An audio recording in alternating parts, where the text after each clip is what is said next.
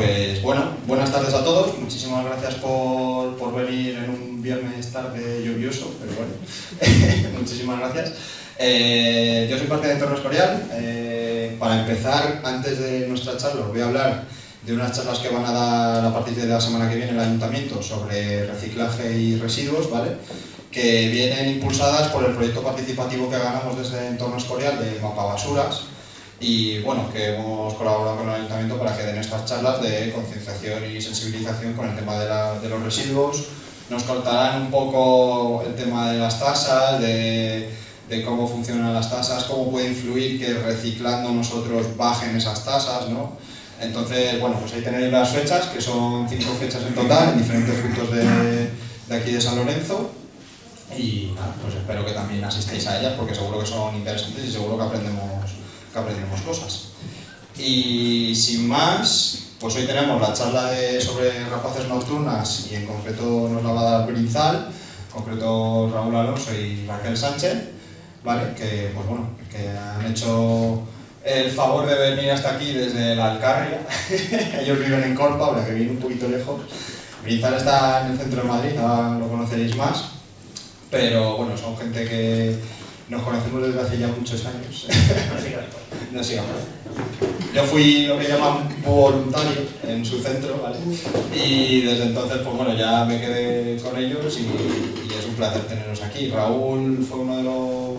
Vamos, es el director de Brinzal desde el 92. Llevas trabajando allí, bueno, casi 3 años.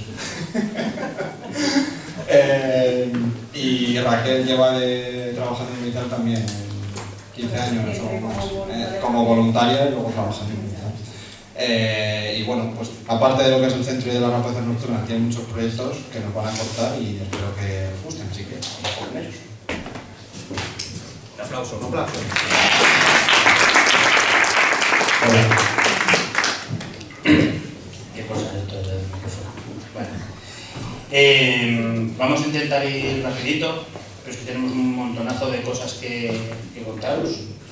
Y como luego al final de la charla, con las ovaciones y todo esto, ya no hay una para tal, aprovecho antes de nada para dar las gracias a Juan y a Entorno Escorial.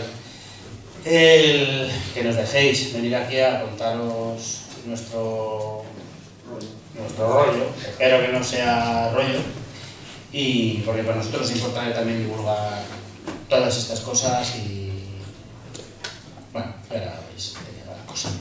Bueno, vale, sí, puedes dar.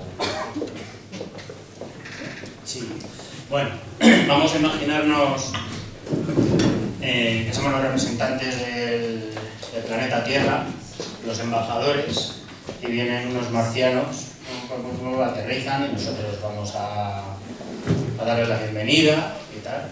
Y les vamos enseñando el planeta, los árboles, los montes, avantos, y de repente en un pino hay un cargo ahí subido y le decimos un búho, y dice un marciano, ¿lo qué? Un búho. No sé, ¿cómo le explicaríais a ese marciano qué es un búho? Con palabras llanas, no, taxonómicamente perteneciente al orden de las estrigiformes, no. Marciano necesita una explicación mucho más sencilla. ¿Qué es un búho? Un ave nocturna, cazadora, ya lo hemos dicho casi todo, una ave que es depredadora y que tiene su actividad, se desarrolla más o menos, o suele desarrollarse en horas de poca luz. Pues dale, a ver si hemos acertado. Una ave depredadora. Sabemos que es depredadora, aunque no la veamos cazar, por esas garras, pues tiene uñas afiladas, dedos potentorros, ¿no?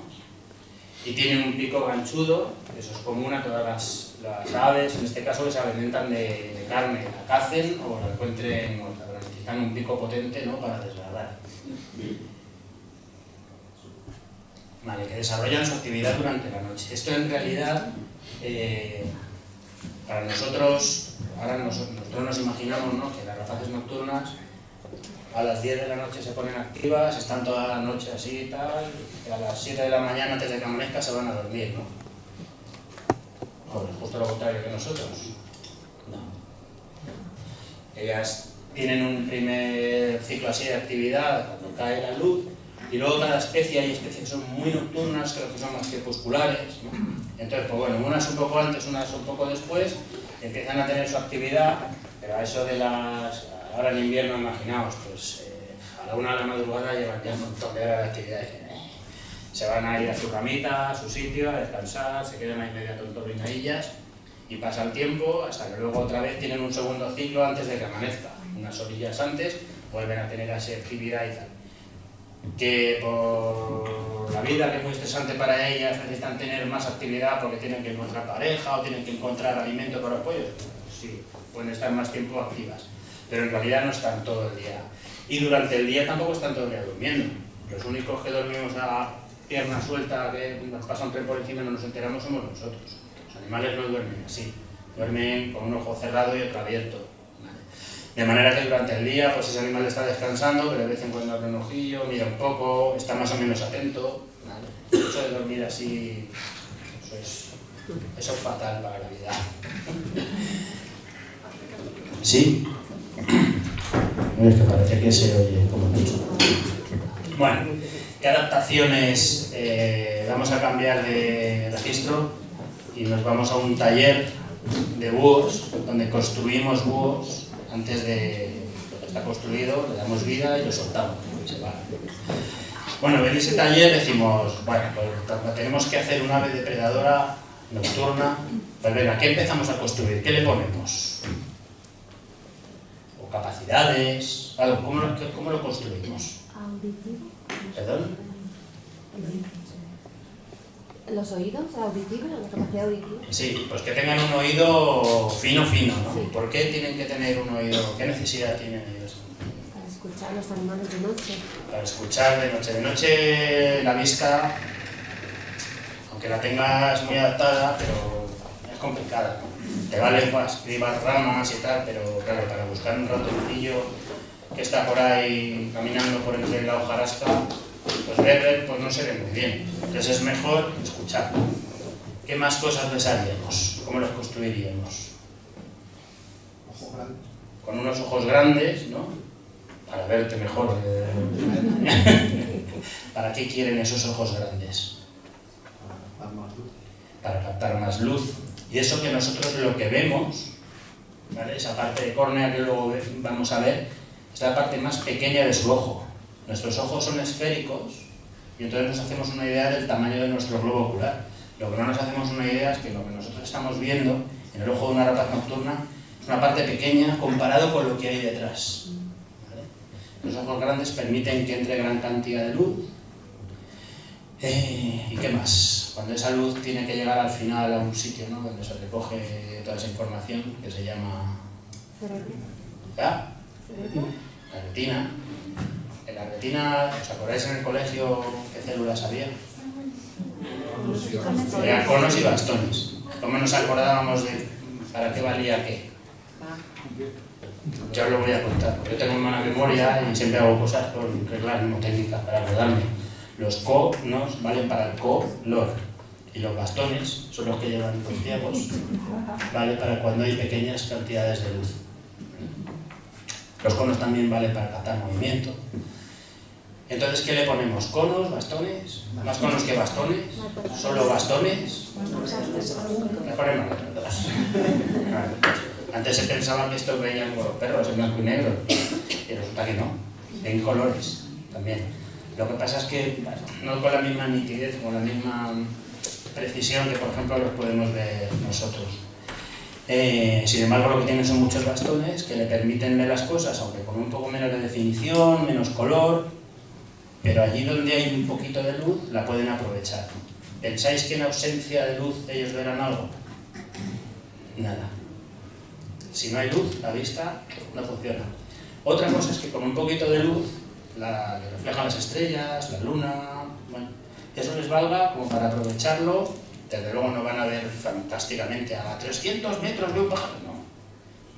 Les vale para Y entonces, como tienen que, digamos, ver lo que tienen más o menos en su entorno próximo, mucho más lejos no les vale, pues no tendrán ese vuelo alto que tiene un cernícalo o un águila, ¿no? Porque ahí arriba miran para abajo y no ven nada, ¿vale? Serán animales de vuelo bajo. Vale. Bueno, pues ojos especializados para ver en la oscuridad, con todas esas cosas que hemos visto. ¿Vale? Oído muy desarrollado. ¿Le vemos orejas ahí a esa lechuza? No. Entonces, ¿cómo puede ser que tengan un oído desarrollado y no tengan orejas?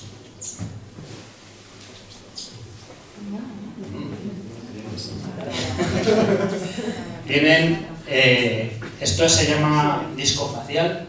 El disco facial es como una antena parabólica que refleja de alguna manera el sonido y lo dirige hacia los oídos. Los oídos están aquí más o menos a la altura de los ojos.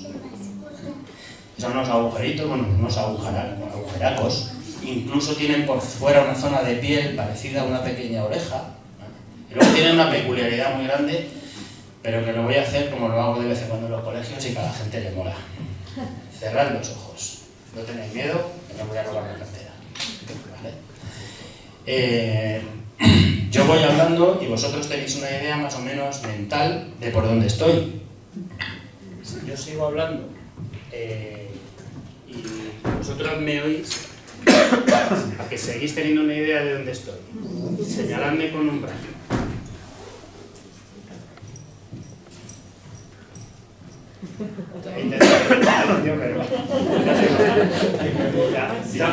Ya podéis hablar. ¿Cómo es posible que sin verme sepáis dónde estoy? Y no me digáis por el oído, porque es evidente por el oído, pero... Porque tenemos dos oídos. Sí, señora, porque tenemos dos oídos. ¿Y qué ocurre al tener dos oídos? Pues que el sonido llega con un retraso de uno respecto a otro y ya ubicas. Exactamente, el oído que está más cerca, ahí llega antes. ¿Antes cuánto? Milésimas de segundo. Nosotros conscientemente no podemos hacer absolutamente nada, pero nuestro cerebro hace los cálculos y dice, pues con tanto retraso y tal, unos grados... Vale. Entonces ellos, por ejemplo, que quieren saber dónde está un ratoncillo, pues si está más a la izquierda, más a la derecha, está más para arriba, más para abajo, necesitarían tener otros dos oídos, ¿no? Uno arriba y uno abajo.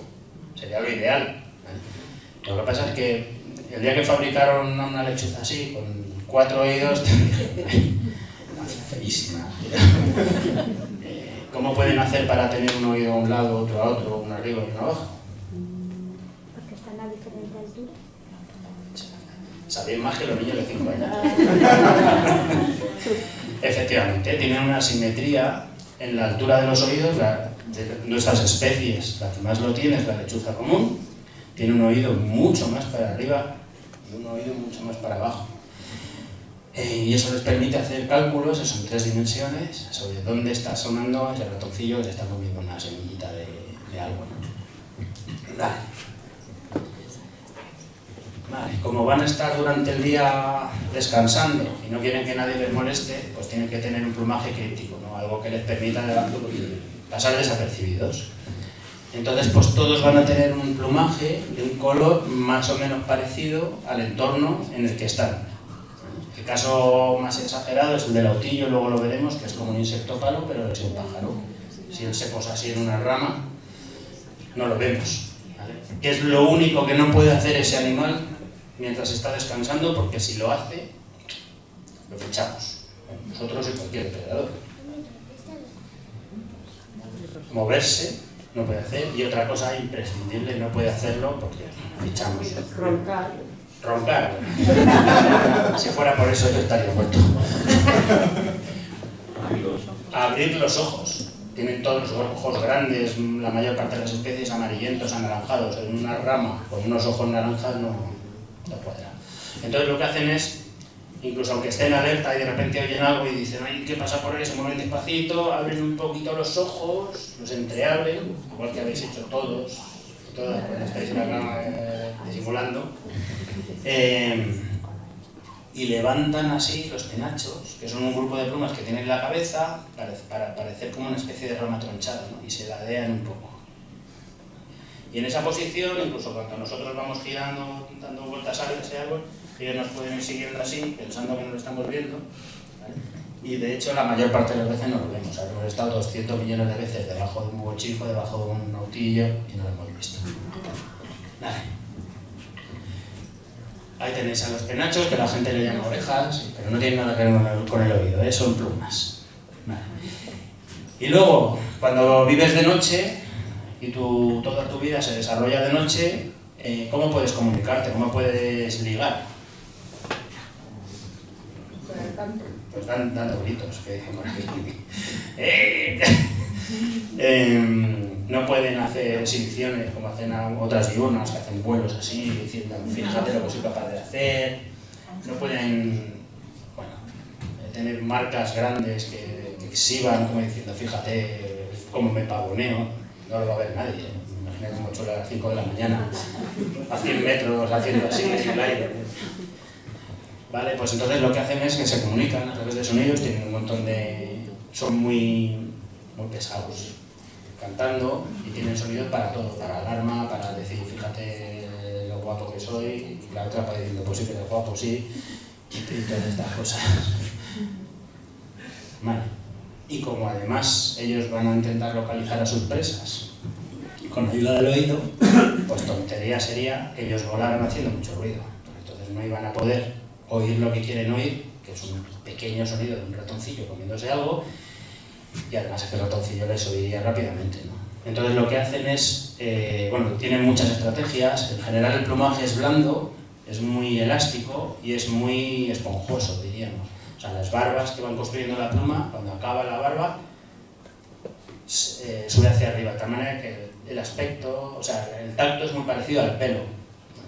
De tal manera que cuando van volando y una pluma choca contra otra, queda como amortiguada y no suena. Y luego eso que suena, que lo habréis oído un montón de veces con las palomas cuando vuelan, que suena... Eso es como una turbulencia. Eso ocurre cuando cortas el aire con algo, ¿no? Con un tubo, con un papel. Esa turbulencia, bueno, pues se elimina. Las plumas que van a cortar, las que están en el borde de ataque, las que van a cortar el aire, están desflecadas. Tienen como una especie de peine, que dicen los físicos, que rompe la turbulencia esta, que se pregunta si es físico. Bueno, ¿qué especies tenemos por aquí? Tenemos al búho real, que es el más grandote. Los vamos a poner en 3 categorías para que os hagáis una idea del tamaño. Tamaño... antes decíamos un tambor de jabón, pero aquí el jabón de la lavadora ya no va en esos tamaños. Sí, pero... bueno, todo el mundo aquí sabe lo que es un tambor de guisar, a la altura de mi rodilla. Vale, pues es la única especie que tenemos grande, es el más grande que hay. De hecho el búho real es la rapaz nocturna más grande que hay en todo el mundo. Y todos decimos, oh. El problema es que los búhos españoles son de los más pequeños que hay en todo el mundo, porque somos pequeñitos. Los búhos finlandeses, por ejemplo, son casi el doble de tamaño que los búhos ibéricos, pero no tienen nuestro carácter. El hábitat de este animal original, o sea, donde es más fácil encontrarlos en barrancos, en zonas donde haya desnivel, pero no se ponen como los halcones peregrinos en la parte de arriba, ¿no? Estos son súper vagos y entonces están en las partes bajas más o menos del barranquillo, y tampoco necesitan un cortado de 100 metros de alto. Un pequeño barranquito de 2 metros les vale, pero también les vale debajo de una encina, entre unos arbustos, una terraza de una casa. Es un bicho súper adaptable a un montón de hábitats diferentes. Es muy territorial. Ahora mismo, en la época en la que estamos, están con todo el celo. Donde haya búhos, los vamos a oír. Y por cierto, ¿por qué se llaman búho? ¿De dónde viene ese nombre? Del canto. Cuando cantan dicen búho. Ahora lo vamos a ver. Vale, tiene una dieta muy variada, está muy ligado al conejo, pero ahí donde el conejo es más escaso, pues se alimenta también de palomas torcaces, cualquier otra, tanto mamíferos como aves que tengan así más o menos buen tamaño. pero incluso si tampoco hay muchas cosas disponibles de buen tamaño, pues se comen mirlos, son gorriones o un escarabajo que pase por ahí, ¿vale? Es un bicho muy adaptable. Se mantiene todo el año por aquí, no migra, ¿vale? Y es muy abundante. Hace 30 años estaba muy amenazado, viene de una historia en este país que fue súper perseguido, y yo creo que es que hemos acabado seleccionando al superbúho, ¿vale? Entonces se han matado cientos de miles, mueren cientos de miles atropellados y electrocutados, y aún así tenemos una cantidad ingente de búhos, ¿no? Vamos a ver cómo canta.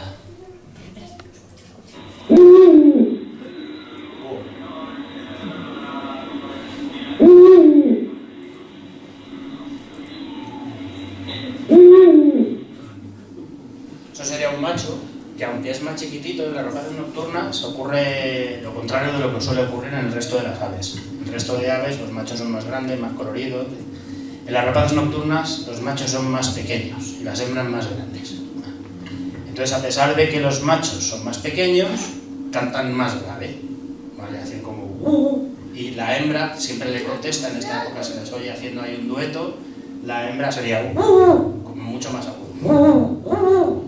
Y están así toda la noche.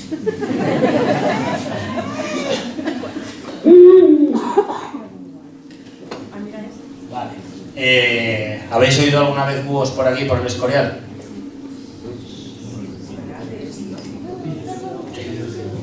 Búhos reales hay por aquí. Hay muchísimos cárabos. Los cárabos es una especie forestal, ¿vale? Y todas estas zonas, la herrería, todos estos robledales, ¿vale? Tienen muchísimo cárabo. Entramos ya en especies que tienen el tamaño de una botella de 1 litro de Coca-Cola o de Fanta Limón, depende de ese tamaño más o menos. Este, aunque es de los de tamaño mediano, pero es más bien grueso, fuertote y cabezón, sí, es un estilo mío. Y es un animal que en principio está muy ligado a las zonas forestales, incluso de bastante altitud. Lo que pasa es que también, igual que el búho real, es un bicho muy generalista. Te lo puedes acabar encontrando en una planicie baja. Allí donde encuentre facilidad para meterse en un agujero y reproducirse, que no se había visto. La padre de Juan. Y es un animal que tiene un canto súper reconocible, por lo visto da miedo el canto, y se utiliza incluso en películas americanas, donde en Estados Unidos no hay cárabos, y otros cárabos como estos, pues se utiliza el canto del cárabo como ambiente nocturno. En las películas es muy divertido mirar los cantos de los pájaros. Y cuando viene una escena de miedo, suena siempre un cárabo.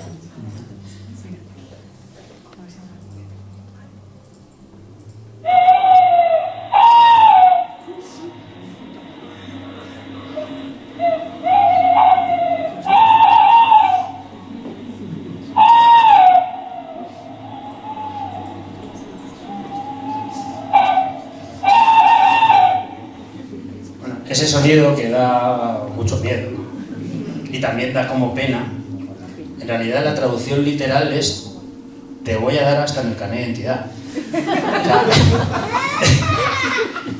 es un bicho súper agresivo, pero súper agresivo con sus congéneres. Marca el territorio, su supervivencia y que la reproducción sea exitosa depende de un conocimiento profundo de su territorio, y no va a dejar que entre nadie, ¿vale? No llegan a las manos, pero se ponen así casi cabeza con cabeza en una rama y otro gritando, marcando el límite de dónde está el límite de un territorio y empieza el límite del siguiente, ¿no? Y tiene una dieta muy variada. Se alimenta mucho de micromamíferos, de ratones, de topillos y tal, pero también captura pajarillos, escarabajos grandes, invertebrados, alguna salamanquesa, ¿vale? También sedentario, está todo el año en el territorio, y también es muy abundante. En las zonas donde hay cárabos suele ser bastante abundante. Vale, seguimos con tamaños medianos, que es un búho chico. Sería como una copia parecida a un búho real, pero pequeñito, ¿no? Entonces, si el búho dice búho, ¿cómo cantará este? No. Lo hago siempre para engañaros, ¿no? Vale, es tamaño así medianito, supuestamente forestal, ¿vale? Pero en realidad la vida la hace en campo abierto. Lo que pasa es que los nidos, que crían nidos usados de córvidos, pues una urraca, una corneja, están en árboles, pero él no se mete, cuando hay una masa forestal no se mete en el centro de la masa forestal, está siempre por los perímetros, ¿vale? Ahí es donde pone su nido y tal, pero luego sale a cazar y hace vida en las zonas abiertas. De tal manera que si queremos búhos chicos, tenemos que buscar zonas abiertas, ¿vale? En ocasiones cría en lo que podemos llamar semicolonias. No es que hagan colonias, pero de repente llegas a un sitio donde hay abundancia de comida, han llegado un montón de parejas de búhos chicos, y son muy permisivas entre ellos. A 100 metros puedes encontrar un nido, a 100 metros el otro, ¿vale? Y hacen, pues eso, como semicolonias. Nuestros búhos chicos son más o menos sedentarios, pero bueno, cuando digo sedentario me refiero a que están todo el año más o menos por aquí. Y os digo más o menos porque son nómadas. Eso quiere decir que están buscando donde hay más que buen cantidad de alimento, o sea que en este caso muchos micromamíferos, y entonces se van moviendo. Entonces a lo mejor un año cría aquí y a lo mejor al año siguiente cría en Galicia y al año siguiente cría en Escocia y al año siguiente en Finlandia. Se mueven muchísimo.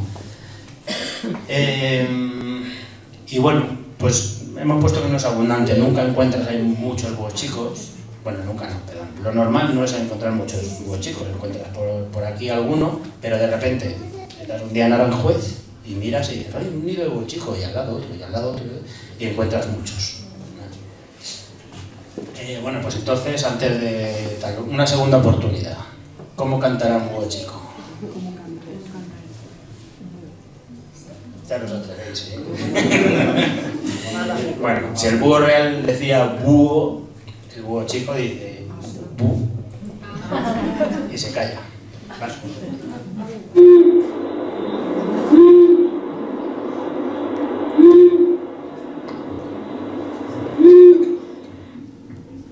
La diferencia está en que un búho real lo oímos a kilómetros, literalmente, y un búho chico a escasos 100 metros ya se oye mal, tiene un canto muy sordo.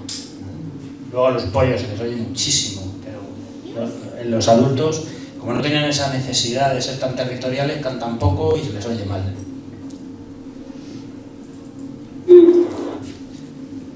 Vale. Muy parecido al búho chico tenemos al búho campestre, que antes se llamaba lechuza campestre. Son del mismo género, el género asio, y bueno, pues se parecen, físicamente se parecen. O sea, esta es un poquito más gruesa, no tiene esos penachos grandes, pero los ojos se parecen, son de los búhos más bonitos que hay.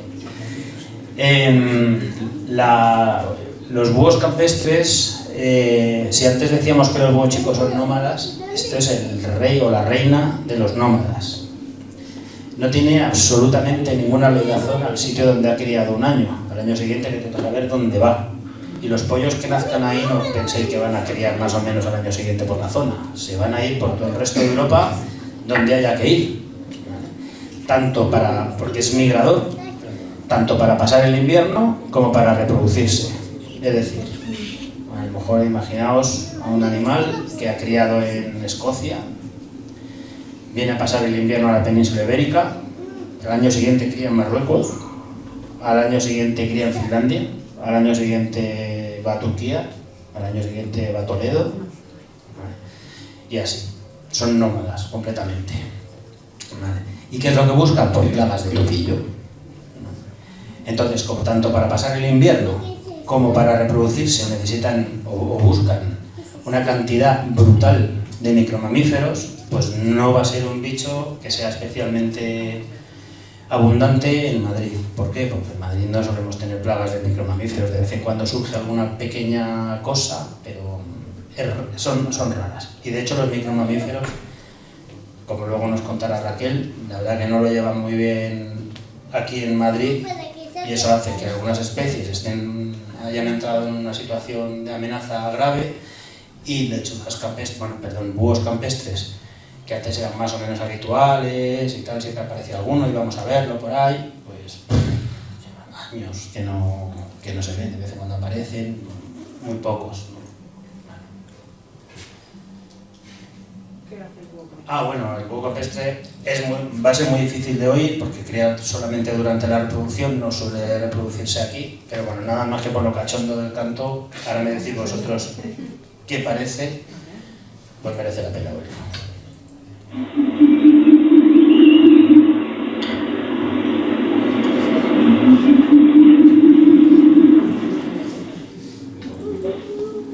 El abubillo.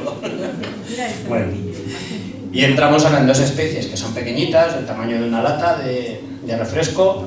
La más pequeñita, que es el autillo europeo.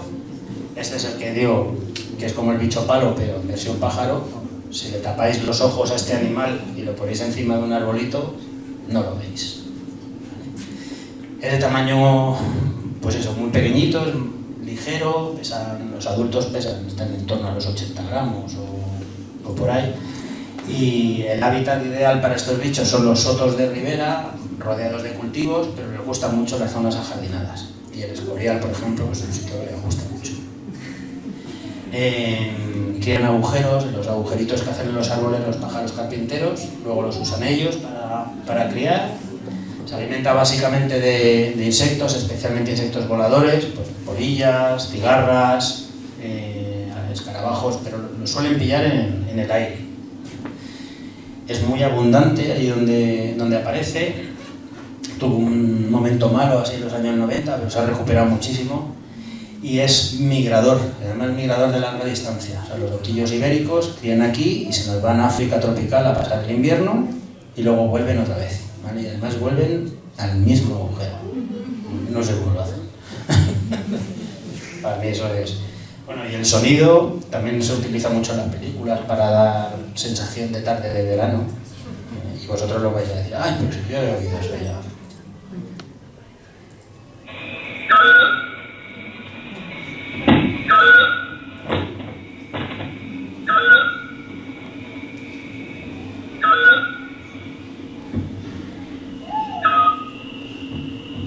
Esto lo habéis oído alguna vez. Sí.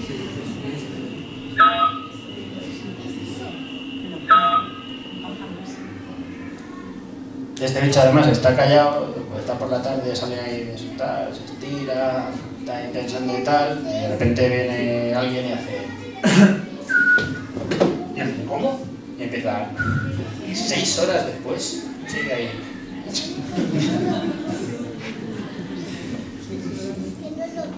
Bueno, y el último que tenemos es el mochuelo, el bicho más simpático del mundo. Pequeñito también, pero más regordete. Se ven mucho por la carretera, en los postes de teléfono, o se veían mucho. Y es un bicho muy asociado a nuestros hábitats, ¿no? A los olivares, ambientes mediterráneos. Ahora lo venía comentando con Raquel por el camino.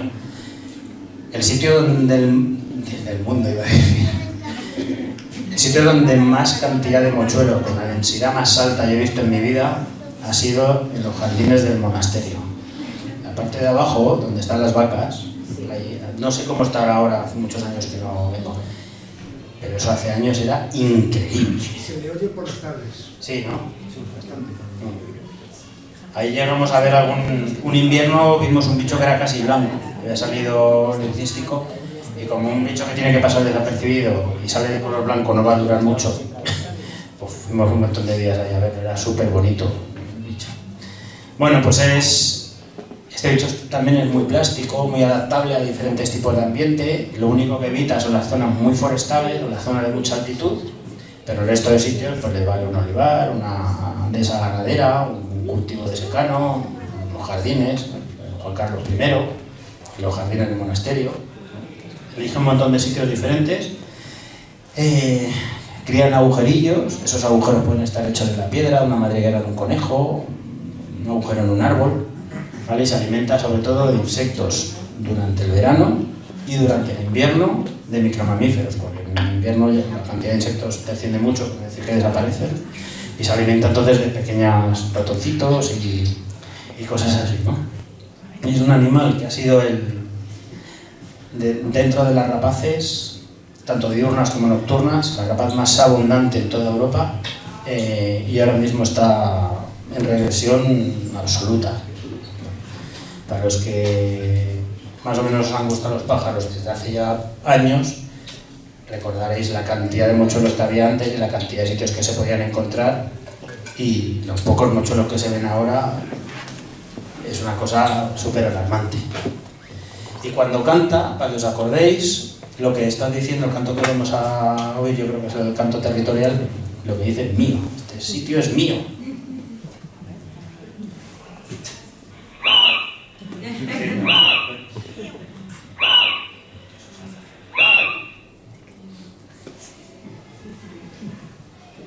Pasa.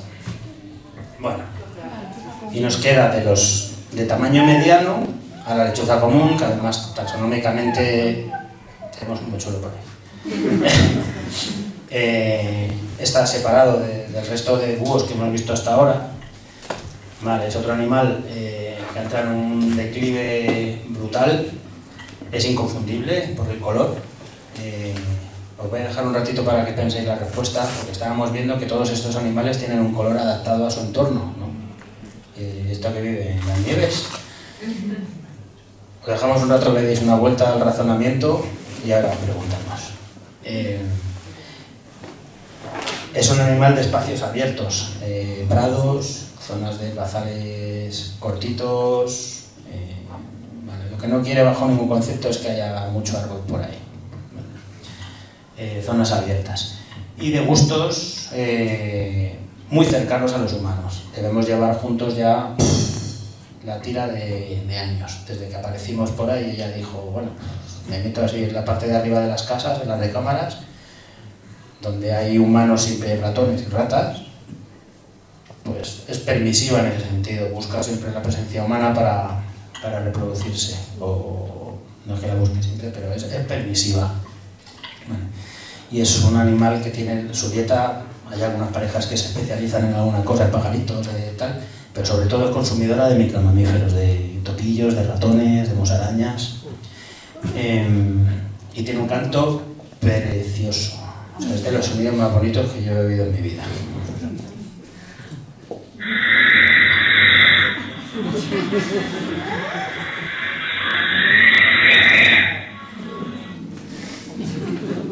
Claro, la gente cuando antes tenía en la recámara de la casa metido un bicho que hace estos ruidos, y luego, bueno, los sonidos que hacen los pollos y tal, que son así como siseos y tal, la gente pensaba que tenía un asmático metido en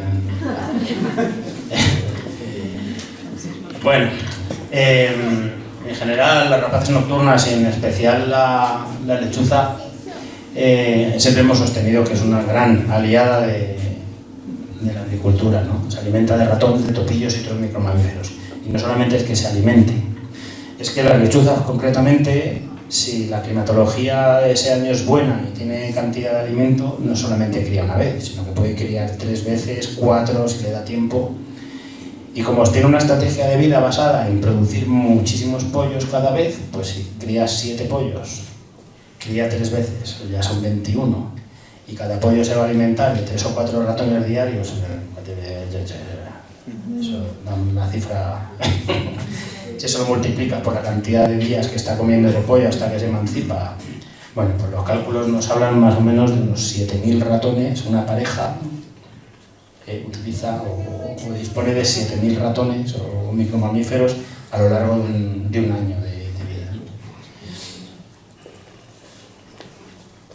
Evita el uso de rodenticidas, que son los venenos que se utilizan para combatir a los roedores, ¿vale? Que además son la mayor parte de los rodenticidas se acumulan en el ratoncillo. Cuando la lechuza se los come, pasan a la lechuza. Cuando se comen un par o 3 de ratones que vienen intoxicados, y ya también caen. ¿Aquí ya entrabas tú? No. ¿No? Vale.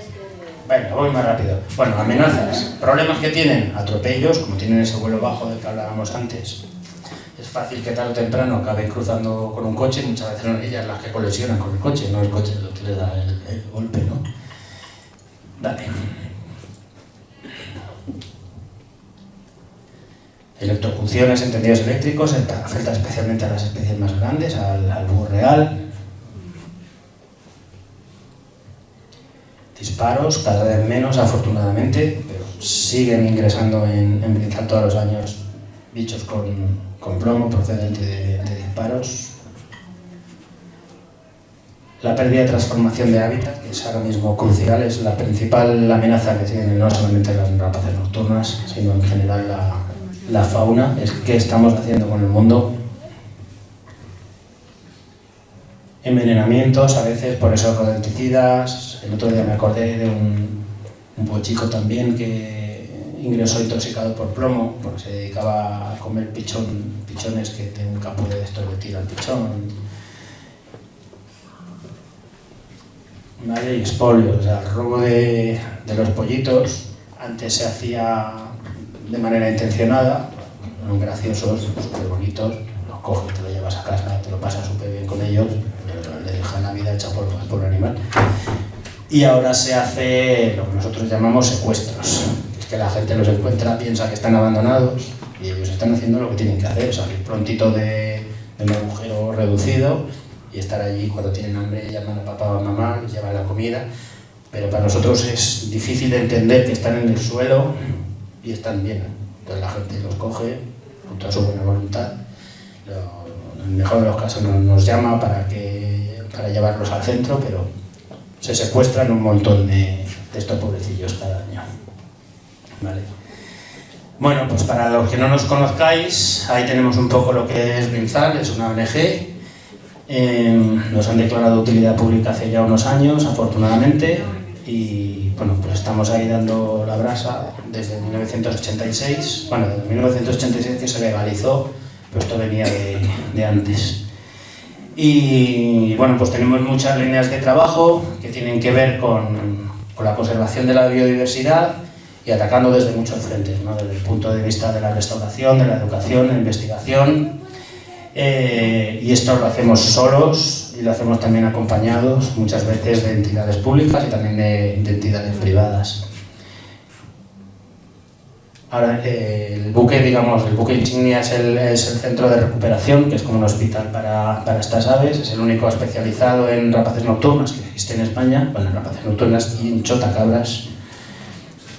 Y el objetivo del centro, pues os imaginaréis que será arreglar a estos bichos y volverlos a poner otra vez en la naturaleza, ¿no? Donde no debieron nunca salir.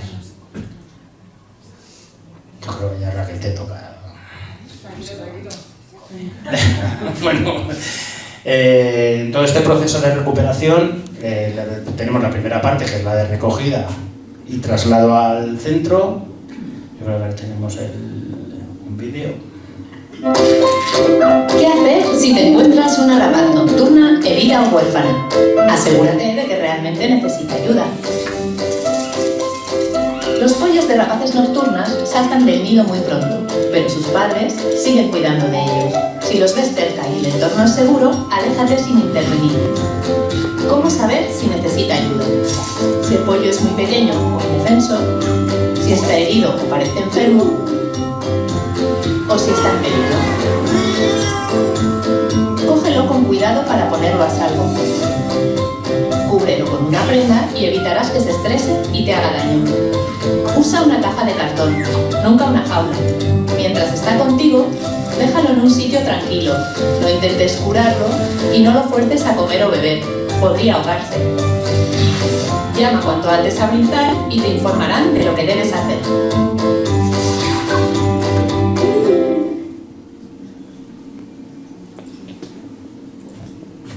Ha quedado todo claro, ¿no? Bueno, una vez que llega al centro, la primera parte es muy parecida a la que nos ocurre a nosotros cuando vamos a un hospital, con la única diferencia que nosotros decimos, ¿qué le pasa? ¿Que me duele la tripa? Pues esto, les preguntamos, ¿qué te pasa? Pues, no nos pueden contestar, tenemos que saber qué es lo que les ha ocurrido, ¿no? Entonces, pues hace una exploración física, se mira a ver si tiene fractura, golpes, un ojo, pipa, lo que sea. ¿Vale? Y se hacen primeros auxilios, o sea, lo primero para mejorar la vida del animal, para que deje de tener dolor, para que deje de sangrar o para inmovilizar esa fractura que traía, ¿no? Vale, se hacen pruebas complementarias exactamente igual que se hacen en un hospital. Le puedes hacer una radiografía, un examen coprológico, un análisis de sangre. Luego se ponen en marcha los tratamientos, que puede ser una cura, una cirugía, yo qué sé, o a veces un simple vendaje. ¿Vale? El tratamiento, esto es todo historias veterinarias. Vale, ¿qué ocurre cuando nosotros nos dan el alta después de habernos puesto el cayola? Pues está en casa, ya nos la quitan y ahora nos mandan para casa, ¿no? Y nos vamos corriendo, ¿no? No. Necesitamos que aquello vuelva a funcionar otra vez, ¿no? Pues a esto les ocurre lo mismo, lo que pasa es que no nos podemos permitir el lujo de decir, bueno, vete, si no puedes volar no importa, pero unos días ya lo conseguirás. No puede ser, ¿no? Cuando lo sueltas tiene que estar hecho un atleta, si no la naturaleza lo va a hacer desaparecer.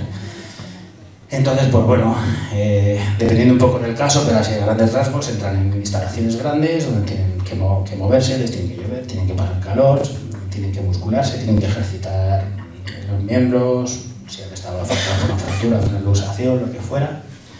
Y eso se hace lo que llamamos naves de vuelo, voladeros, que son instalaciones pues muy grandes. Hay muchos animales que vienen sin experiencia, porque se los han cogido cuando eran muy chiquititos, no han tenido papis que les enseñen a desenvolverse, y entonces tienen que entrenarse a cazar. Otras veces tenemos animales que no nos quedan 100%, imaginaos que han tenido un 30% de visión de pérdida en un ojo, tenemos que asegurarnos de que son capaces de sobrevivir, y entonces les sometemos a todas las presiones que podemos, para asegurarnos de que ese animal cuando lo soltemos tiene posibilidades.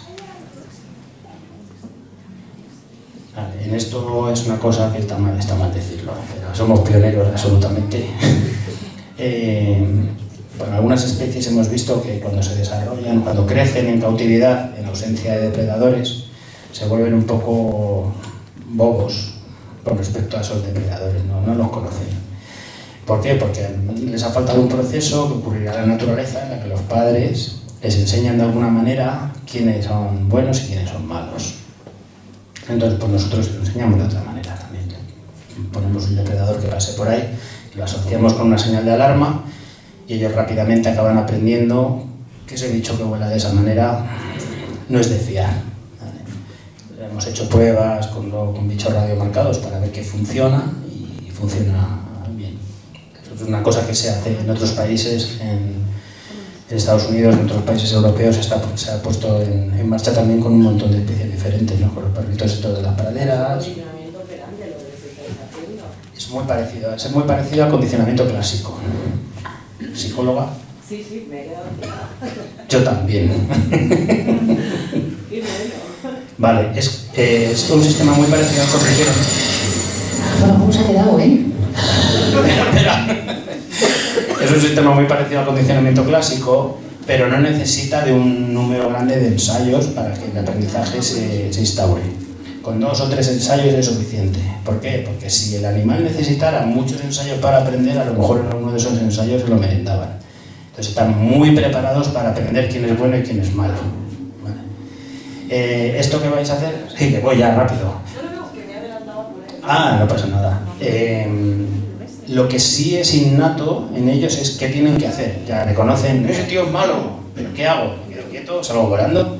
Dependiendo de a qué se tengan que enfrentar, a un mamífero que corre por el suelo o a un bicho que pasa volando por encima, ellos saben qué es lo que tienen que hacer.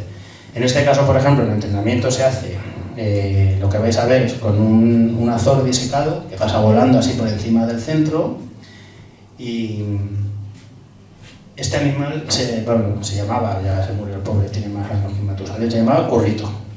Currito apareció en una caja de cartón en un bar, se le dieron a un amigo, ¿a ti te gustan los pájaros? No, sí, pues toma. Y le dieron a Currito que debía llevar 15 años en casa de alguien. El Currito, claro, era rarito.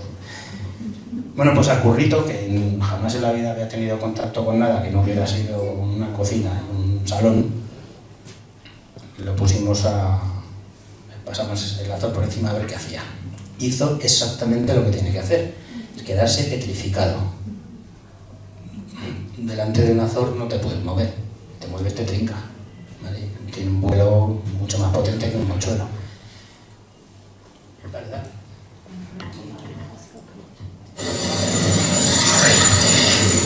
Bueno, ¿cómo se ha quedado, eh? Es una periodista, ¿eh? Parece que uno de nosotros. Dale. Bueno, y ya cuando están apañados, bueno, el proceso es un poco más complicado que todo esto, pero bueno, es más o menos sencillo. Cuando están apañados, pues llegas al campo y que pones en libertad. Vale, entenderéis que durante todo este proceso hay cosas que se pueden torcer. Un mochuelo que pesa 120 gramos se empotra contra un coche que pesa, no sé cuánto pesa un coche, 700, más, bueno, una tonelada. Bueno, 1500 kilos. Pues no tiene nada que hacer. Tiene suerte si queda vivo. Pensadlo así. Tiene suerte si queda vivo, va a quedar con un montón de lesiones. Tiene mucha suerte si tiene una lesión que le permita que la podamos arreglar. No podemos hacer milagros. Entonces, durante todo este proceso, hay muchas veces que las cosas se tuercen. Y aunque intentemos, el animal no llega a tener un vuelo suficiente como para soltarlo, por ejemplo, o cosas así. Entonces, gran parte de estos animales los utilizamos como nodrizas. O sea, como padres adoptivos de la ingente cantidad de pollos que nos van a llevar cada año. Porque a pesar de que nosotros decimos que no cogen los pollos, que no les pasa nada. Cada vez estamos más concienciados y cada vez se raptan y se secuestran más. Entonces, una parte súper importante para nosotros es que los animales se desarrollen en un ambiente psicológicamente adecuado. Y un ambiente psicológicamente adecuado para ellos es que no haya presencia de humanos y que haya presencia de su especie y que tengan una mami que les acuse y les dé de comer, y eso para ellos es tranquilizador, están más gorditos, más tranquilos, se crían muchísimo mejor.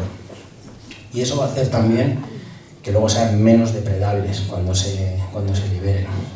Entonces, pues utilizamos nodrizas, que a veces son parejas, otras veces son machos, otras veces son hembras. En este caso, los machos suelen ser mejores nodrizas, para una vez que... ¿Por qué? Porque somos tontos. Porque un macho que vive en su sitio piensa que cualquier cosa que haya ahí tiene que ser suyo. ¿Vale? Entonces les da de comer. Sin embargo, las hembras necesitan estar en un estado hormonal adecuado. Tienen que haber puesto huevos o tal, y no las engañas. Y otra cosa que podemos hacer con ellos es criarlos en cautividad, pero aquí sí que suelto ya el micro, porque Raquel es la que lleva el programa de cría y nos lo va a contar ella. Rápidamente, que no sé cómo vamos de tiempo, creo que nos quedan unos minutillos. Aparte de esa función tan importante que tienen las nodrizas, que es ayudar a la cría de esos bonantones que llegan en primavera, todo esto que está contando, pues eso que os ha contado Raúl, que nosotros, pues de forma cariñosa, iba a decir, llamamos secuestros, ¿no? Pues otra parte muy importante es las parejas que usamos para la cría en cautividad. La cría en cautividad siempre con el objetivo de refuerzo poblacional. ¿Con qué especies hacemos cría en cautividad? Pues hacemos cría en cautividad con dos especies principalmente, que son la lechuza común y el mochuelo europeo. Por eso que os ha adelantado también un poco Raúl, porque son las especies que peor estado de conservación tienen, tanto en la Comunidad de Madrid como en el resto de España, y que tiene sentido, ¿no? Que estemos devolviendo, o sea, que estemos haciendo ese esfuerzo para devolver al medio, pues, a individuos criados en el centro.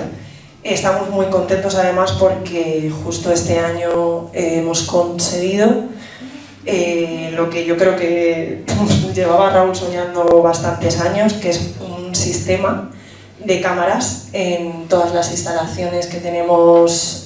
Bueno, de mochuelo no tengo todas las instalaciones con cámaras, pero de lechuza sí, porque nos permite, pues, ser vamos, espectadores de primera de toda esa parte que antes, pues, no veíamos, ¿no? El proceso de cría intentamos que sea de la manera más natural posible, o sea, las parejas en las instalaciones, con unas instalaciones adecuadas para ellas y demás, y con un enriquecimiento que les motive tanto a nivel de un poco de instalación como del alimento, ¿no? Desarrollan una parte en las instalaciones de forma natural, o sea, el emparejamiento, la cópula puesta y demás. Este año, pues lo que estáis viendo, estamos abonados a Teletito. Y está muy bien porque antes, bueno, pues teníamos que hacer un seguimiento de cómo era el proceso de cría entrando en las instalaciones con la molestia que eso supone. Pues gracias a estas cámaras que hemos conseguido en un proyecto, pues tenemos la posibilidad de ver todo esto en remoto y vamos sabiendo que parejas pues ya están en ese proceso de emparejamiento, están o acicalándose o llevándose comida, copulando, y sobre todo pues estamos muy atentos a cuando llega pues esto que estáis viendo ahora, que es el comienzo y la puesta de los huevos. Porque, Además, yo quería añadir que desde que tenemos esto, que se ve en el móvil también, por eso, Teletito. claro, Teletito, pues ya las redes sociales ya nos hemos dado de baja todo. ¿No? La cama y a ver Teletito. ¿Por qué nos interesa tanto? Pues bueno, pues primeramente porque es importantísimo conocer comportamientos que de otra manera pues no podríamos ver, ¿vale? Y aparte, bueno, pues vamos haciendo el seguimiento de toda la puesta de huevos porque sí que hay un momento en el que intervenimos en esta cría y es en parte de la incubación de los huevos. Retiramos los huevos a las parejas para incubarlos de manera artificial, más que nada por maximizar que todos los huevos que las parejas ponen pues llegan a término, porque si se los dejásemos pues habría bastantes pérdidas. Los tratamos con mucho mimo, o sea, muchísimo mimo, mucho cuidado. Solo estar en mis manos, o bueno, en nuestras manos, el tiempo necesario durante la incubación y poquito más.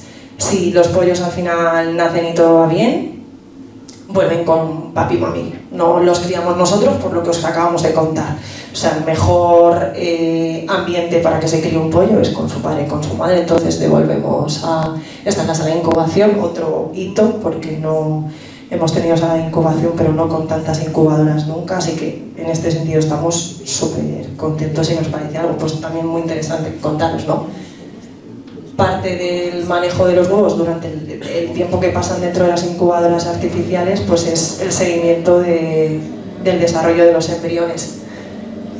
La verdad que es una pasada, esto es como si fuese una ecografía, pues podemos valorar el proceso de crecimiento del embrión dentro de los huevitos.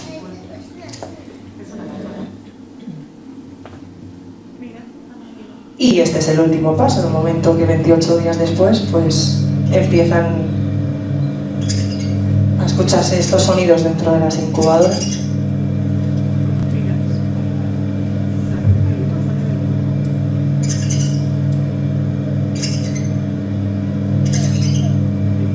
En estos momentos siempre me entran como ganas de ¡ay! Le quito la cáscara, pobrecito, pero no. No, además que muchas veces ni siquiera nos damos cuenta ni lo estamos viendo. La mayor parte de las veces cuando te asomas a la nacedora ya ves al pollito afuera, precioso. Pues estas lechucitas que luego terminan su crecimiento, como os decía, en la caja con papi y mami, pues otra novedad. Este año hemos estado viéndolas crecer, acicalarse, hacerse mayorcitas y llegar al momento óptimo de poder llevarlas normalmente a hacking. Las lechuzas las liberamos con la técnica de hacking o crianza campestre. Es una técnica que nos permite maximizar también iba a decir, no la fijación de las lechuzas al espacio, porque las lechuzas, los juveniles se mueven muchísimo, pero bueno, que tengan unas condiciones parecidas a un nido natural, lo que sería un nido natural, o ese momento de independizarse en un nido natural. Y bueno, intentar sobre todo que, aunque no está en nuestras manos, pues que la supervivencia de los jovencitos sea lo mejor posible, porque, y aquí con los proyectos de conservación, tanto las lechuzas como los mochuelos tienen bastantes problemas en toda España y en la Comunidad de Madrid en concreto, porque es donde vivimos y donde trabajamos. Muchos de los casos por situaciones parecidas en las dos especies. Son especies con una mortalidad juvenil altísima, 70% de los juveniles de lechuza mueren, pero es que de mochuelos también anda por ahí la cosa. Son especies muy dependientes, sobre todo la lechuza, de espacios abiertos, de zonas agrícolas sobre todo, aunque hemos ido viendo también con diferentes proyectos cositas y características que buscan estas especies en el hábitat, ¿no? Y que nos permite también continuar trabajando en la conservación de estas especies. Y bueno, esto para que tengáis un dato, en la península ibérica, creo que es en el último ALDA, se ha constatado como el descenso del área, o sea, la contracción del área de distribución de la lechuza a nivel península ibérica un 40%, pero es que en la Comunidad de Madrid hemos perdido el 70%. O sea, en el último censo que hicimos en 2018 encontramos entre 25 y 37 parejas de lechuza común. Lo que antes era una especie común, ahora no lo es. Y a mí me asusta porque esto es en 2018, estamos en 2025. O sea, la situación ahora mismo muchísimo peor.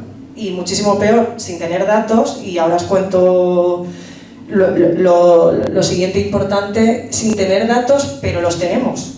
Porque la realidad es que no entran lechuzas en el centro, o sea, hace años que no ingresan lechuzas. O sea, no tenemos una constancia de datos, pero la constancia la tenemos en que no entran lechuzas. O sea, entra una lechuza al año, 2 como muchísimo, o sea, en los últimos años. Y bueno, aparte de estos datos que conseguimos con un proyecto de 2018, pues hemos ido viendo cositas referentes al hábitat que seleccionan las lechuzas, ¿no? Y bueno, pues hemos constatado algo que era bastante evidente, que es que seleccionan espacios agrícolas. Entonces, ¿cuál es el problema de la lechuza? Está seleccionando hábitats agrícolas, y lo que tenemos, pues posiblemente, y ojalá podamos tener evidencias más adelante, es que el uso que se hace, esa pérdida de hábitat viene por el cambio del uso que se hace a esos hábitats. O sea, la agricultura que se practica ahora no es la agricultura que se practicaba antiguamente. Iba a decir, bueno, pues ya hace muchos años que practicamos una agricultura intensiva que está dejando pues los campos sin vida, ¿no? No hay micromamíferos, que son de los que se alimentan las lechuzas. En otro estudio que hicimos en 2019 vimos que había pues casi el doble de abundancia de las presas que utilizan las lechuzas en espacios ganaderos, ¿no? Por eso también pensábamos que las lechuzas se estaban moviendo a ambientes más ganaderos. Y aún así, pues eso, seguimos luchando un poco por poner un poco de luz en todo y seguir estudiando cositas. Este es un estudio de 2021 en el que, por ejemplo, participó Juan y nos echó una mano con los datos, y volvimos a constatar lo mismo. O sea, siguen en la probabilidad de presencia de las lechuzas aumenta cuantas más hectáreas tenemos de cultivo. Y de ahí, pues, de esto nos da una idea de que un poco por dónde van los tiros de la conservación, ¿no? Bueno, estos son más resultados, es que tampoco quiero enrollarme mucho más, más resultados de ese mismo estudio. Pues como, no sé si lo llegáis a ver, probabilidad de presencia también aumenta con mayor superficie de lindes, por supuesto con mayor índice de micromamíferos, que es lo que habíamos mirado en el proyecto anterior. Y, por ejemplo, pues aquí creo que no está, pero también salió que la probabilidad de presencia decrecía con la presencia de algunos de sus depredadores. Y bueno, no es que le tengamos manía al búho real, pero el búho real es el mayor depredador de la lechuza, ¿vale? Entonces, este año, con otro proyecto financiado por el Ministerio, vamos a volver a hacer censo. Bueno, en 2026 haremos el censo de lechuza, que ya os diremos. Estamos buscando voluntarios en toda la Comunidad de Madrid, ¿no? Y vamos a empezar prontito a hacer formaciones para el que esté interesado en participar. Vamos a empezar prontito por esto que os comentaba, porque lo primero que vamos a hacer es censar búhos reales, porque queremos ver cuál es la relación de verdad que hay entre la presencia de búhos reales y lechuzas, aunque ya más o menos nos hacemos una idea de lo que está pasando. Y bueno, así que si estáis interesados, luego os vamos a dejar el correo electrónico para que os apuntéis. Y la primera charla de información sobre el censo y formativa será la semana que viene. O sea, ya os adelanto en Brinzal, en la sede, en la Casa de Campo, el viernes a las 5 de la tarde, ¿vale? Por seguir, pues eso, investigando qué está pasando, si realmente la presencia de búho tiene efecto o no en que tengamos lechuzas en un territorio, vamos, en cuadrículas o no. Aparte de hacer estos estudios, de ir pues un poco poniendo, como os decía, un poco pues, los nombres y los apellidos a las causas del declive, pues también estos estudios nos ayudan a seguir con estas actuaciones de conservación, sobre todo porque lo que hay que trabajar, como os decía, es la gestión del hábitat. Lo que está pasando es una intensificación en la agricultura que hace que no tengamos presas ni para lechuza ni para mochuelos, aunque ahí la situación es un pelín diferente.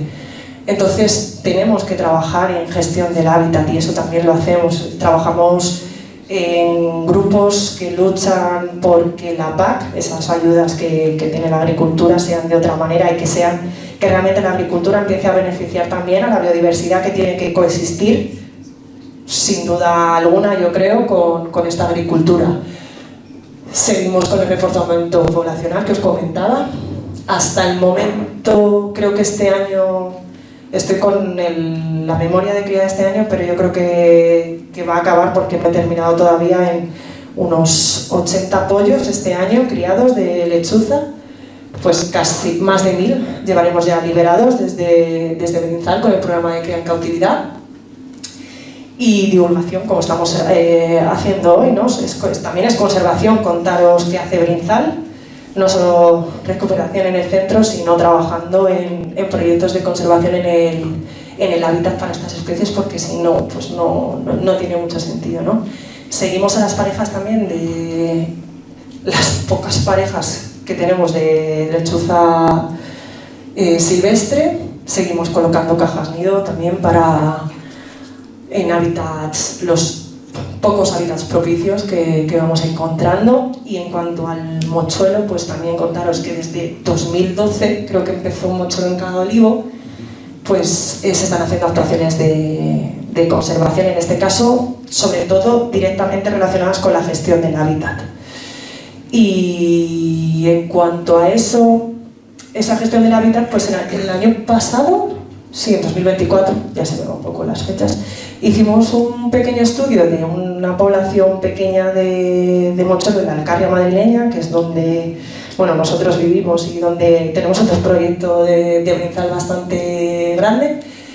Y bueno, fue muy interesante porque vimos, estudiando pues un poco la presencia de mochuelos en relación con las características del hábitat, pues vimos un poco que pasaba como con las lechuzas, que la probabilidad de presencia de mochuelo aumenta cuando aumentan las hectáreas de cultivo en el espacio, pero nos salió algo muy interesante, y es que cuando aumentaban las hectáreas, la cantidad de vegetación silvestre, que a priori siempre hemos pensado, ¿no?, esas lindes, que son el reducto de la fauna de los micromamíferos, y por ejemplo, pues en el caso de los mochuelos, de todos esos invertebrados de los que se alimenta, pues vimos que la relación era negativa.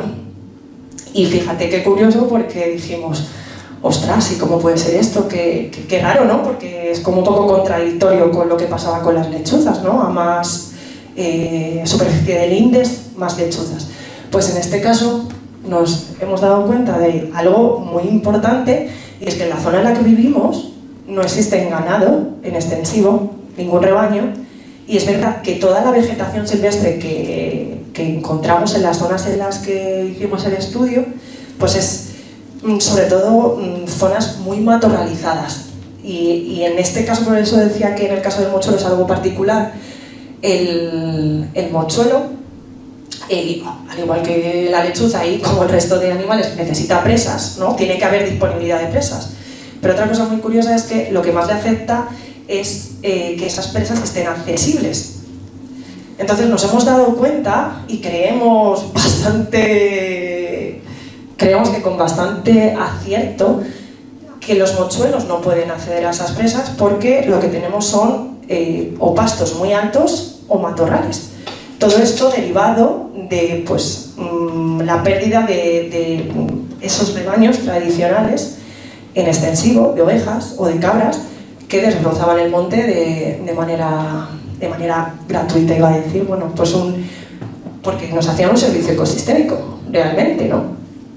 Entonces, bueno, pues para que veáis, concluyendo que seguramente sea lo que esté pasando, pues nos da una idea también un poco de por dónde van los tiros en conservación, ¿no? A lo mejor deberíamos empezar a promover más ganado en extensivo o una gestión que promueva el movimiento de ganado para facilitar la biodiversidad. Al final, es que el resumen es el mismo, o sea, hemos perdido técnicas tradicionales, las hemos o cambiado o eliminado directamente, y es que estas especies llevan muchísimos años dependiendo de eso, ¿no? Y puede que, pues hombre, la desaparición esté seguramente de estas especies detrás de cosas como esta.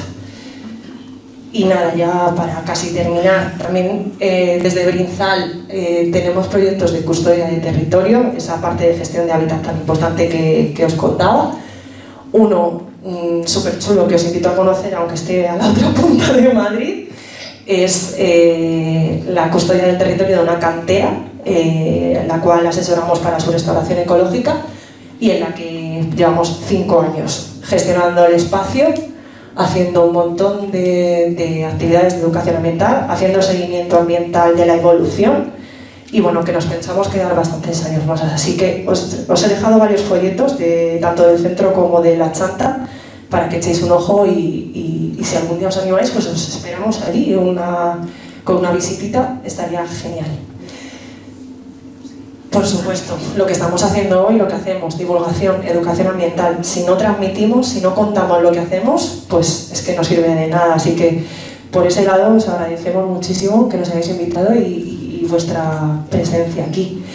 Y si queréis colaborar con Brinzal, ese voluntariado, ayudarnos en las tareas del centro de recuperación, ese voluntariado, si os apetece, para censar lechuzas en el proyecto que viene, apadrinar siempre es una maravillosa idea y para las fechas que vienen es un regalo, pues yo creo que fantástico. Devolverle la libertad a un animal es una experiencia que creo que todo el mundo debería sentir alguna vez, así que ahí lo dejo y bueno, pues somos una ONG, nos podéis echar una mano si os parece bien o os ha gustado todo lo que hacemos, ¿no? Pues haciendo socios o básicamente comprándoos una camiseta para colaborar con la entidad.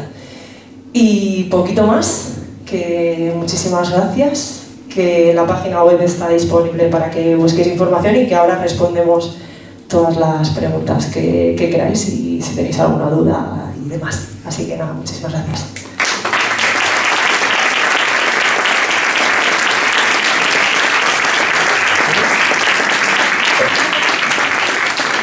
Os queda responder a la pregunta de que cómo es posible que las lechuzas sean blancas. Sí, claro.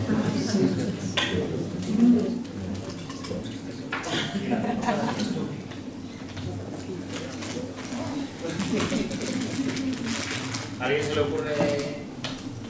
Leí un artículo, algo que era por el reflejo de la luz de la luna en sus plumas que hace que se vuelva como invisible, ¿no? Para los lectores y tal, pero no sé muy bien cómo era, No, exacto, sí. El artículo, bueno, creo que Iraida, aquí presente, fue la que nos lo pasó, ¿no? Sí. Sí, pero no, pero conoce, yo creo que a alguno de los autores. Pero sí, en resumen es eso, exacto, que refleja la luz de la luna y se vuelve invisible. Pero bueno, también habría que darle vueltas a lo del plumaje blanco, que con luz ultravioleta no se ve tan blanco. Bueno, tiene ahí su miga. Lo que es muy curioso es que si tú entras en una recámara donde hay, por ejemplo, una lechuza que está durmiendo y está así de frente, lo primero que va a hacer es darse la vuelta, porque por detrás sí que son tonos marrones y grises y tal. Es como si fuera consciente de que por delante se le ve muchísimo.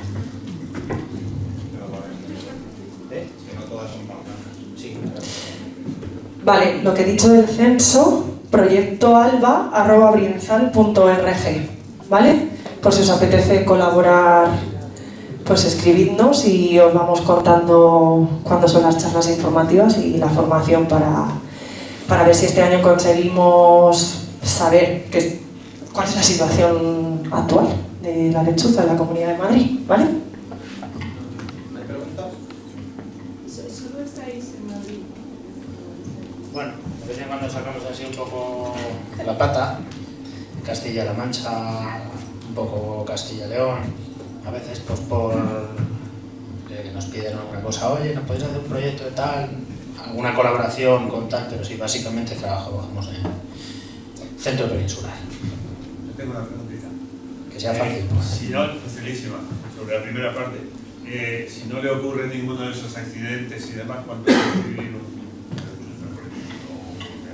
Pues mira, hemos hablado de años aquí, allá, claro. ¿cuántos años? Dejando de lado accidentes, o sea, solamente por causas naturales, el 70% de los jóvenes no van a pasar de su primer invierno. Entonces, los poquitos que lleguen al año siguiente y se reproduzcan, ¿vale? Serían adultos. Hay otra mortalidad asociada a los adultos que es de un 45% anual. O sea, cada año la naturaleza va eliminando a la mitad de los adultos. Eso sin contar con atropellos, electrocuciones, disparos, un golpe con una ventana, ¿vale? Eso suma. Y entonces es fácil darse cuenta de que para que esto funcione, las parejas tienen que criar muchísimos pollos cada año. Tienen que generar un montón, de los que se mueran un montón, pero que den unos pocos, que puedan criar, porque se van a morir otros pocos, pero el año siguiente se vuelven a traer. Entonces, cuando acumulamos unos pocos años, no hace falta que sean 25 años, cuando acumulamos 4 o 5 años de mala reproducción, nuestra población desaparece. Y hay también sospechas graves de que en este caso las lechuzas, que son un animal que con la lluvia se lleva fatal y con el frío también, están muy mediatizadas también sus poblaciones por todos los actuales cambios climáticos y cosas que tenemos. Vale, lluvias durante el mes seguidas, durante el mes de marzo a abril, tantos días seguidos hacen que ese animal no pueda salir a cazar, pierde condición física y ya no se puede reproducir. ¿Tenéis algún dato de incidencia de la gripe aviar en rapaces nocturnas? No, ni datos, ni de momento casos. No, estamos ahora un poco pendientes cuando nos llegan animales y nos llegan. Estamos especializados en rapaces nocturnas, pero estamos en Madrid. Entonces nos llegan de todo. Y bueno, pues cuando están llegando ahora acuáticas, gaviotas. Bueno, el dicho es que no es que sean más sensibles, sino que por su modo de vida pues, son muy gregarias, son más fáciles que acaben portándolo, que se lo acaben contagiando. De momento, sin problema. ¿Cuál es la provincia o el sitio en España donde más hay de población de Lechuza. Dentro de la península, cuanto más al norte, mejor. Porque en vez de depender de agricultura de secano, que es mucho más intensiva, dependen más de zonas de pasto y... ¿cómo se llama? Prados de siega. Y aunque está cambiando también la cosa poco a poco, pero bueno, allí en toda la cornisa cantábrica de momento se mantiene. Y con el tema Pregúntale a ella también, ¿eh? Perdón, sí. No, iba a decir, con el tema de tendidos eléctricos, atropellos y tal, ¿se toma o se puede tomar algún tipo de precaución desde las administraciones? Sí, con tendidos eléctricos se trabaja un montón, en aislamiento de tendidos, nuevos decretos que hay para que los tendidos de nueva construcción sean de tipo seguro. Y con el tema de atropellos no se ha trabajado nada, pero sí que hay trabajos hechos en Inglaterra sobre cómo se podría hacer, que básicamente es estas políticas que te llevaba el MOPU. El Ministerio de Obras Públicas hace muchísimos años tenía viveros y en las carreteras se ponían arbolados, en los lados, pues eso es bastante efectivo, porque son como barreras que lo que hacen es obligar al animal a que coja altura para cruzar directamente. En vías rápidas En Inglaterra pues han puesto algunas medidas físicas, puramente físicas, para obligar al animal a cruzarla cogiendo un poco de altura.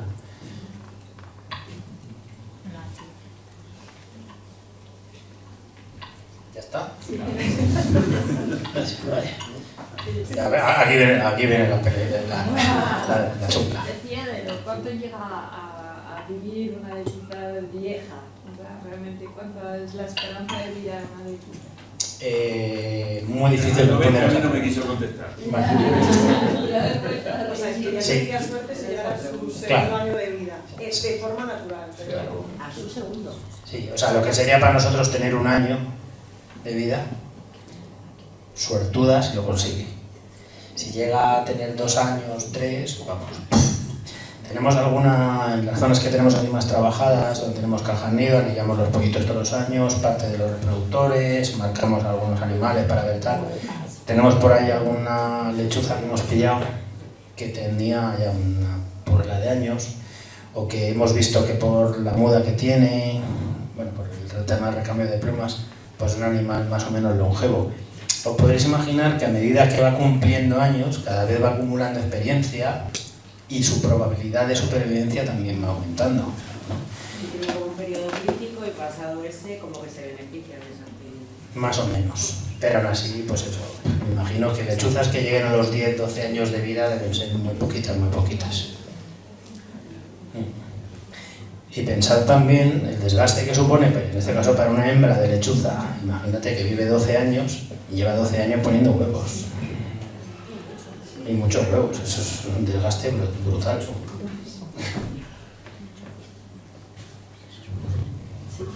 He entendido, no sé si lo he entendido bien, la mayor parte de las rapaces nocturnas no son migrantes, o sea, no hacen migración.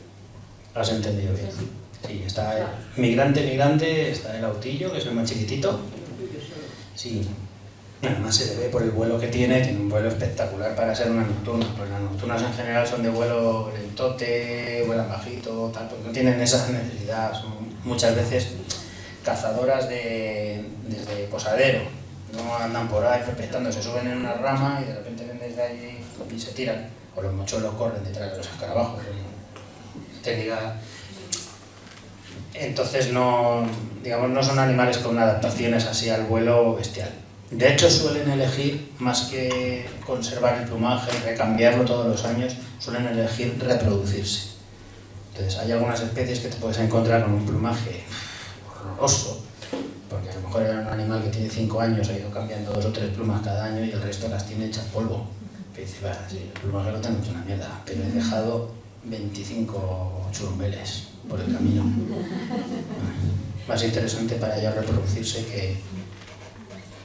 Sí, de cara al censo que queréis hacer de lechuza, digamos, sin ir a la charla o para motivar ir a la charla, esto requerirá mucho esfuerzo, habrá que aprender mucho. Pues es de esfuerzo, pero como va a ser prolongado en el tiempo, no supone tanto esfuerzo. ¿Lo podéis explicar? Sí, pues va a ser desde el mes de diciembre más o menos hasta el mes de junio, una salida al mes al territorio que se adjudique, que esté cada uno más cerca de casa o uno que conozca. Y entonces vas allí por la noche, pones el reclamo de lechuza que os daremos durante 5 minutos probablemente sea, luego te quedas escuchando, si la oyes apuntas sí, si no la oyes apuntas no, y te vas a casa y al mes siguiente vuelves a ir. Vale, es interesante, los últimos años hacemos censos de esta manera, que son, ¿cómo se llama? Como modelos de ocupación, que al final te sacan también un poco la probabilidad de detección, porque muchas veces vas al campo, pones el reclamo, tú sabes que están allí, pero no contestan, a lo mejor te ven y dicen, mira, el calvo, y se van, o se quedan allí paradas, y ya cuando te vas a montar en el coche hace pero tampoco son tontas. Y otras veces llegas ahí y según te bajas del coche ya están gritando, entonces es un poco azaroso en apariencia, que luego tienen sus razonamientos lechuceros, pero tienes que hacerlo varias veces, ¿vale? Y luego con eso sacas probabilidades de detección y no va a costar mucho porque no va a ser, si vuelves a los 2 días, si vuelves a los 2 días, ¿no? Van a ser muestreos mensuales. muy llevable, yo creo. Te apunto. Apunta al padre. No lo me quita la cabeza. Bueno, pues ha sido un placer, yo me lo he pasado estupendamente, vosotros no sé, y ya sabéis dónde estamos. Sí.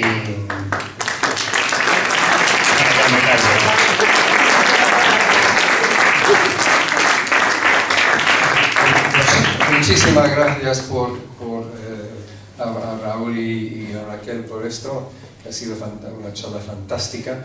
Ya está grabando Jenny la charla y vamos a colgar la charla en la página, en el blog de Entorno Escorial, que es entornoescorial.blogspot.com. Y luego, si queréis recibir información sobre Entorno Escorial y las actividades que hacemos, podéis escribir a entornoescorial@gmail.com.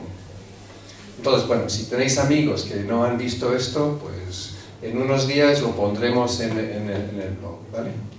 Pues nada, muchas gracias.